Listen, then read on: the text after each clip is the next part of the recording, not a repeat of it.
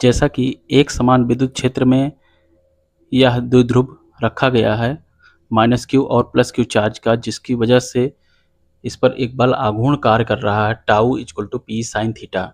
अब हमको स्थितिज ऊर्जा की गणना करने के लिए हम सबसे पहले इस पर एक एक्सटर्नल टार्क लगाएंगे, एक्सटर्नल बल आघूर्ण लगाएंगे, जिससे कि यह जो बल आघूर्ण है यह उदासीन हो जाए।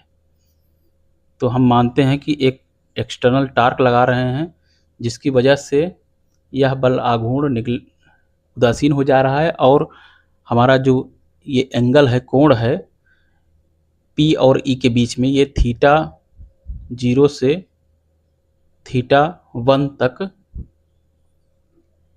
रोटेट कर रहा है। इस प्रकार से इस एक्सटर्नल टार्क यानी इस बल आघूर्ण द्वारा किया गया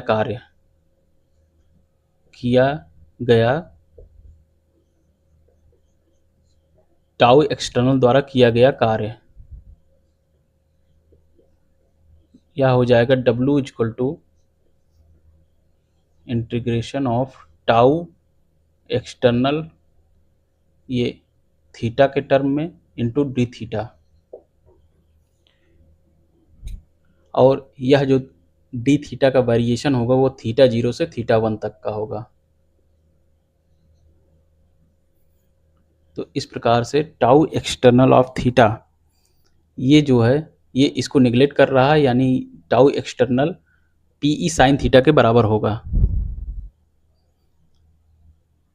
theta nought to theta 1 P E sine of theta.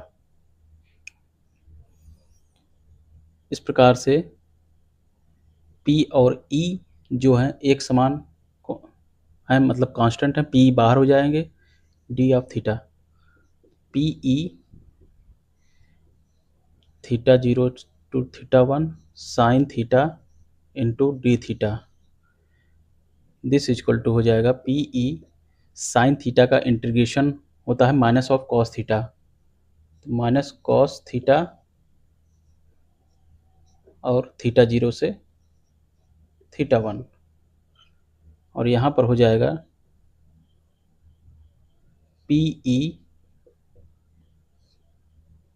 Cos of minus of cos of theta 1, और माइनस माइनस प्लस हो जाएगा, माइनस प्लस कॉस थीटा 0। तो इस प्रकार से हम इसको लिख सकते हैं cos of theta 0 minus cos of theta 1।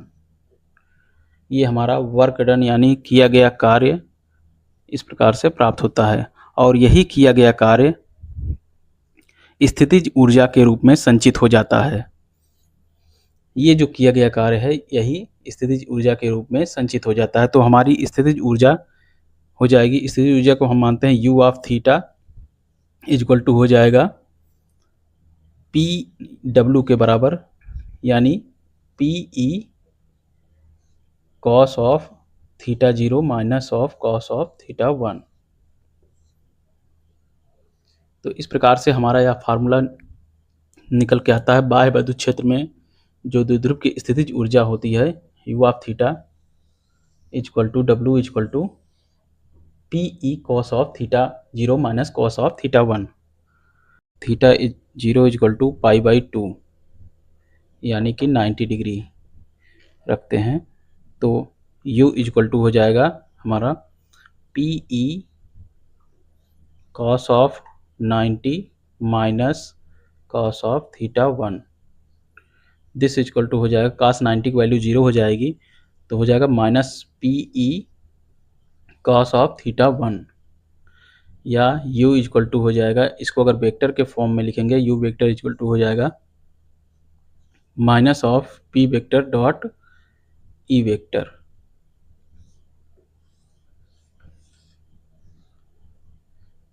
तो यह अगर इनिशियल एंगल 90 डिग्री से रोटेट कराना चालू करते हैं और थीटा 1 तक जाते हैं, तब के केस में u इक्वल टू हो जाएगा, u वेक्टर इक्वल टू हो जाएगा minus p vector dot e vector. और वैसे बाह्य विद्युत क्षेत्र में द्विध्रुव की जो स्थितिज ऊर्जा का मेन फार्मूला होगा वह u इक्वल टू, जो u होगा वह PE cos of theta 0 minus cos of theta 1 के बराबर होगा। Thank you.